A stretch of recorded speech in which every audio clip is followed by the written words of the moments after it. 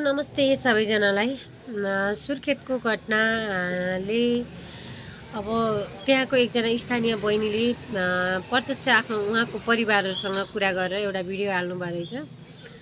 त्यो देखिसकेपछि अनि त्यो सुनिसकेपछि अनि त्यो घटनामा भएको हरेक कुराहरू एक एक गरेर सुन्दा चाहिँ मन एकदमै हिजोदेखि नै हो, रातभरि पनि सुतेको छैन है। टेन्सन कस्तो कि अब आफू पनि एउटा आमा छोरी भएर नि होला, छोरी मान्छे भएर नि होला, आफ्नो पनि टिनेजकै छोरी छिन् नि त। त्यो कारणले गर्दा पनि होला मनमा एकदमै के कस्तो कस्तो देशमा छौँ हामी जहाँ सुरक्षित छैनन् बालबालिकाहरू हैन।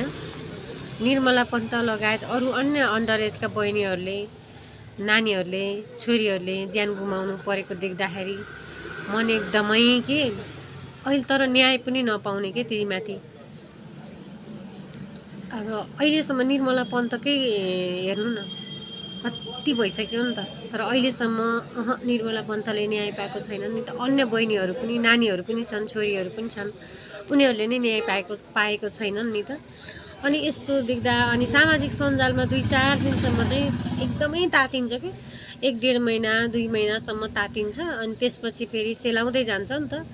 अनि त्यो परिवार कुन हालतमा छ, के छ, कसैले सोधीखोजी गर्दैन कि।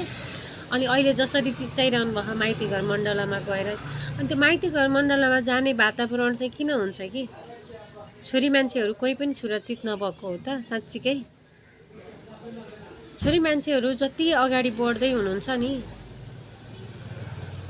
पहिलेका नेताहरूले हामी छोरी मान्छेहरूलाई आन्दोलनदेखि ल्याएर हरेक सभाहरूमा उसमा अगाडि सारेर हामीलाई अगाडि लाएर आफू पछाडि बसेर हाम्रो टाउका टेकेर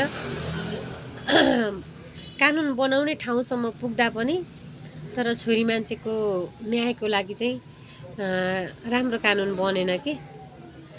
अब जति पनि हुनुहुन्छ नि नयाँ पढिरहेका शिक्षित दिदीबहिनीहरू पुग्नु भएको छ कानुन बनाउने ठाउँमा।